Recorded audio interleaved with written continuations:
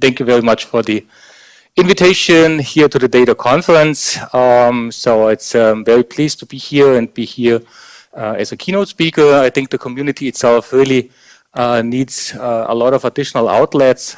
There's so much research activity going on in our community. And so I highly appreciate that there are some initiatives, and I obviously highly support these initiatives of new conferences here in that context. So within the next 45 minutes, I will actually give you a little bit or share my point of view on database infrastructure, more or less from an analytical point of view. And just to, as an appetizer, let's see where we actually are right now. So, the journal, The End of Science, a journal called Wired was promoting a couple of months ago a journal called The End of Science. And so the data is everywhere, and data analytics is more or less changing, not only the way we are actually behaving in our personal life. So I'm not diving into details of the NSA scandal here, but just also has a huge impact on how science is actually being performed. So there's a huge trend going from wet lab science to dry lab science to a lot of simulations, etc., etc.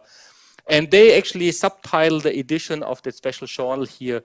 The quest for knowledge used to begin with grand theories, but now it actually begins with massive amounts of data, and welcome to the petabyte data age. So what does this actually imply and impose for us as database people?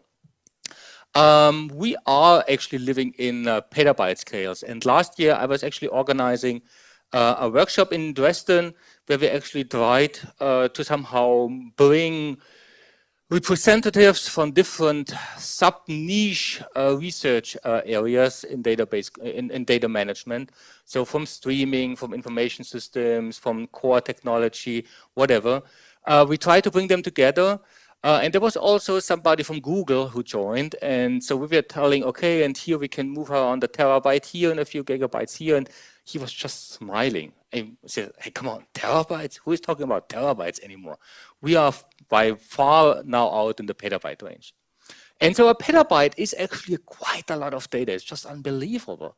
What data is being moved around, I mean, there are some very old numbers only from Google I could find. They were actually moving around already 5 years ago, 20 petabytes per day, just moving from one place to another. Or in 2010, over 2,000 photos were uploaded to Facebook every day, 60 hours per video in 2012. 60 hours were actually uploaded